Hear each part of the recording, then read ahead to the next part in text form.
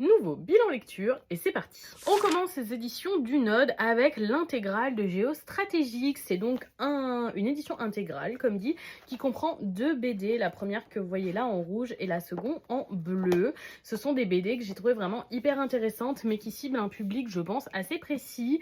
Ces BD parlent de géopolitique, de 1945 à nos jours pour la première, et plus de l'époque actuelle pour la seconde, donc de cette intégrale.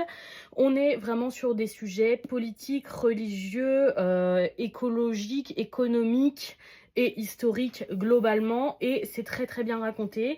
Je trouve que ça rend vraiment les éléments ludiques d'avoir comme ça des dessins et surtout une bonne touche d'humour qui permet parfois de dédramatiser certaines choses. J'ai apprécié aussi que dans ce titre on ne se concentre pas que sur l'Occident, mais qu'on mette aussi en avant des pays qu'on voit moins dans l'histoire, comme l'Amérique du Sud ou l'Asie du Sud-Est. Donc franchement très très très bonne lecture, mais je pense qu'il faut déjà être intéressé de base par l'histoire. Moi j'aime beaucoup ça. Si vous aimez ça, ce titre de géopolitique vous intéressera forcément. On passe chez Naban avec les deux premiers volumes de Anna et le prince d'Albion, et j'ai beaucoup apprécié ma lecture.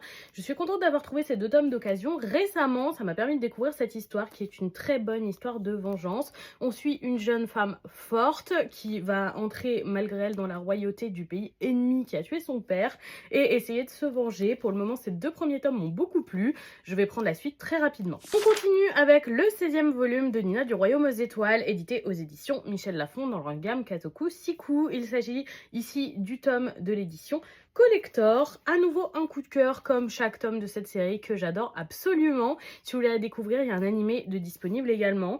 Un tome avec beaucoup de révélations, notamment sur le peuple des étoiles et sur tout ce qui entoure les pouvoirs de Nina. Ça me rend hyper impatiente de découvrir la suite parce qu'on a eu vraiment beaucoup de révélations ici. Et on termine avec un autre tome collector. Il s'agit du 20e volume de Fairy Tail One Another Dear Quest, donc la suite directe de Fairy Tail, édité chez Pika, qui a également eu droit à une adaptation en animé. Un très très bon tome qui permet un petit peu de relever le niveau du tome 19 qui m'avait déçu. On comprend pourquoi les dragons sont de retour et c'était très intéressant.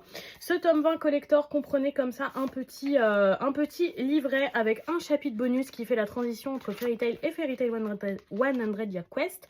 Et juste ici, quelques petites illustrations couleurs, notamment des couvertures du manga. C'était un très bon bonus. Et voilà pour ce bilan lecture. Dites-moi si vous avez lu ces titres ou s'ils vous tentent. Je serais curieuse de vous lire dans les commentaires. Et je vous souhaite surtout une bonne soirée tout le monde.